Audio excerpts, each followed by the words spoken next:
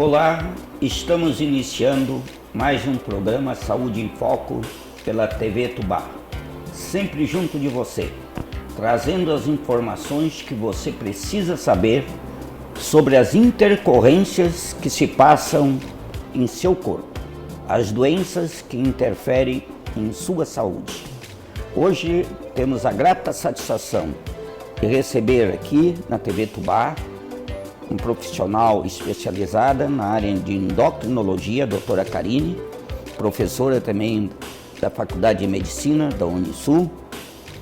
É com grande satisfação que recebemos esta noite você aqui para a gente trocar umas ideias sobre o que se passa sobre uma glândula tão importante para o nosso corpo, que é a glândula tireoide.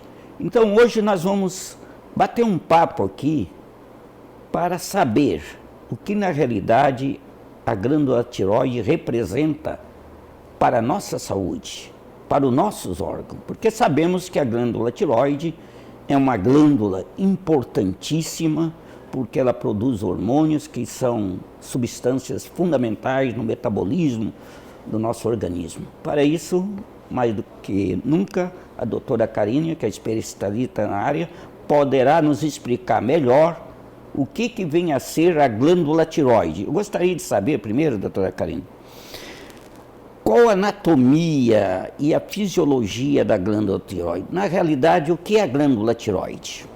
Olá, doutor Mário. Primeiramente, agradeço o convite, estou muito satisfeita de estar aqui. E essa semana nós temos a Semana Internacional da Tireoide, de 19 a 26. Então, é para relembrar um pouquinho dessa glândula, que é tão importante mesmo. Falando um pouco da anatomia dela, então ela localiza-se na região cervical, a gente pode ver na região do pescoço, mais facilmente para os pacientes entenderem, e ela é responsável pelos hormônios tireoidianos, pela formação desses hormônios, que é o T3 e o T4. E esses hormônios, eles são de grande importância no nosso organismo.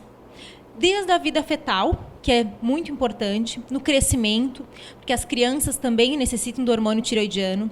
Se houver deficiência, pode ter falta de crescimento, essa baixa estatura, que é o que nós vimos hoje em dia, principalmente por falta de hormônio tireoidiano na adolescência, na fase de crescimento, então ele é muito importante. Na vida adulta também tem sua importância. Na parte cardíaca, pode causar mesmo arritmias, problemas cardíacos graves, se tivermos excesso desse hormônio. E na parte de fertilidade também para a mulher. Então, isso é muito importante que ele esteja adequadamente às suas dosagens, que exista uma dose adequada nesse organismo, para que não haja nem deficiência, nem o excesso. Muito bem.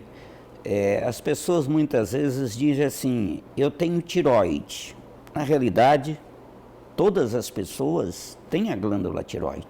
O que tem muitas vezes é a doença na glândula tireoide, um distúrbio.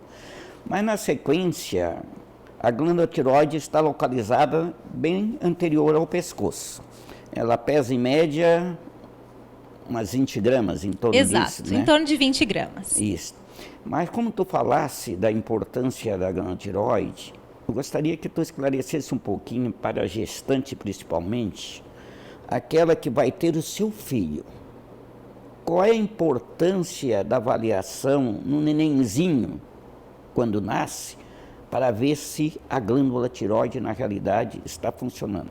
Então, é muito importante a gente diferenciar, tanto na gestação, o antes de gestar, esse hormônio já deve ser avaliado durante a gestação e antes mesmo, porque ele pode atrapalhar em relação à fertilidade. Então, essa mulher já deve avaliar antes de engravidar. Se ela está pensando em engravidar, ela deveria avaliar a função hormonal, para ver se está adequado esse TSH e esse T4, que são os hormônios que geralmente serão coletados, que são feitos em exames laboratoriais. Isso antes de engravidar. Durante a gestação, deve ser feita essa avaliação também no primeiro trimestre de gestação. É de grande importância, porque se houver uma deficiência durante a gestação, essas crianças, filhas dessas mulheres que tiveram a deficiência, terão uma dificuldade de aprendizagem na escola. Então, essa deficiência hormonal, ela tem muita importância depois para esses nenéns. E na vida fetal também, além disso, a gente poderia ter abortos de repetição, que são causas de hipotireoidismo não tratado, não adequadamente tratado, Outras coisas que podemos ter com a falta do hormônio tireoidiano são até mesmo o hipotireoidismo congênito. Então, no bebê, quando nasce, atualmente é feito no teste do pezinho já, essa triagem, esse rastreio. Então, é mais uma forma de tentar rastrear todas essas deficiências hormonais. Isso é de suma importância porque a tireoide tem grande valia no nosso dia a dia. Sem essa dosagem hormonal adequada, não teremos uma vida saudável, né? Muito bem. Sabemos que a glândula tireoide também é sede de enfermidades, de doenças. Muitas vezes a gente encontra pessoas com o pescoço bem grosso, com aquele caroço na frente da glândula do pescoço. O que representa isso muitas vezes? Um aumento da glândula tireoide? O que é?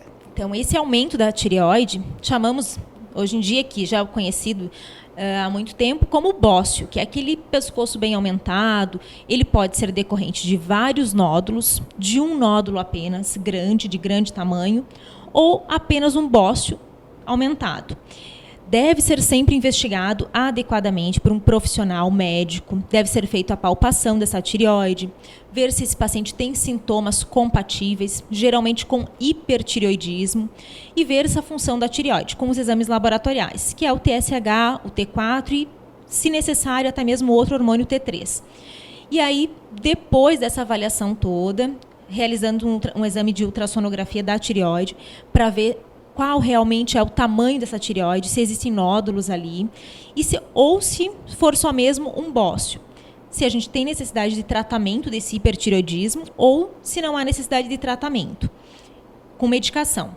Outros tratamentos também são possíveis, que é o iodo, ou então, se é necessário, encaminhar esse paciente para a cirurgia, às vezes decorrente até do tamanho do bócio, que é um bócio grande, que pode comprimir algumas estruturas, desviar a traqueia e causar sintomas compressivos nesse paciente. Então, isso é muito importante que um médico avalie, uma avaliação adequada, faça os exames necessários, tanto os laboratoriais quanto os exames de imagem. Tá? E, atualmente, o ultrassom é o melhor exame de imagem inicial para se investigar esse tipo de paciente.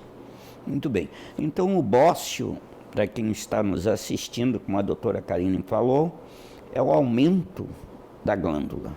A glândula cresce bastante, às vezes chegando a volume bem acentuado. E qual é a principal causa do bócio? Só para ficar bem claro, o bócio, por que a glândula cresce tanto em determinadas pessoas? Então, atualmente, a gente diz que existem algumas causas de hipertireoidismo, né? Que pode ser pelo bócio. Pode ser uma doença autoimune, um Graves, que o chamamos de Graves, que é necessário um tratamento adequado, às vezes inicialmente com medicação, após talvez iodo ou cirurgia, dependendo de cada paciente, da idade do paciente, dos sintomas que esse paciente tem associados. E outras causas que podemos citar é a falta de iodo, a deficiência de iodo. Atualmente, não temos essa deficiência de iodo tão importante, tá? Então, na nossa população. E existem outras causas que também podemos ver em relação ao hipertireoidismo. Mas as principais, geralmente, são essas. É a doença de Graves, que é o hipertireoidismo, que é esse aumento do hormônio tireoidiano, fazendo um excesso de hormônio, e aí causando todos os sintomas do bócio. Além dessa compressão, desse aumento cervical que pode tornar desconfortável para o paciente, às vezes com dificuldade para engolir, na respiração também, tudo isso pode ocasionar. Além disso, temos sintomas cardíacos importantes, ataque cardíaco, sensação daquele coração disparado, uma arritmia, palpitações, sudorese, tremores e a perda de peso. Esses são sintomas compatíveis com o hipertireoidismo, que podem estar junto com o bócio. Isso é muito importante. Então, muitas vezes o paciente pode ter um crescimento da glândula, né, que é o bócio, e como falasse muito bem, essa sintomatologia. Se o paciente começa a apresentar alguma dificuldade para respirar, alguma dificuldade para deglutir, engolir, tem que procurar o médico para esclarecer, porque muitas vezes o bócio, né, pode mergulhar, dizem. Pode mergulhar, acabar comprimindo algumas estruturas. Para dentro do tórax. Do tórax. E aí, às vezes, comprimindo algumas estruturas importantes, vitais, desviando a traqueia, dificultando até mesmo para a respiração. E isso deve ser avaliado com exames de imagens Aí aprofundando um pouco mais, pensando numa tomografia de tórax para ver até onde que se expande esse bócio. Então isso também é uma coisa que deve ser sempre avaliada por um médico, de preferência especialista na área, que tenha bom... O tratamento do bócio, dependendo, lógico, do fator, qual é a melhor conduta atual no tratamento do bócio? Então, inicialmente temos que ver se esse bócio, ele é um bócio multinodular, por vários nódulos, aumentado, e se existe uma alteração de hormônio tiroidiano, se existe um hipertiroidismo associado, e se esse paciente tem sintomas.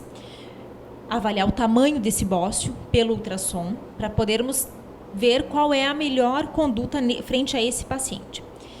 Se o paciente for jovem, inicialmente podemos tentar medicações, tá? Fazer inicialmente com tratamento medicamentoso.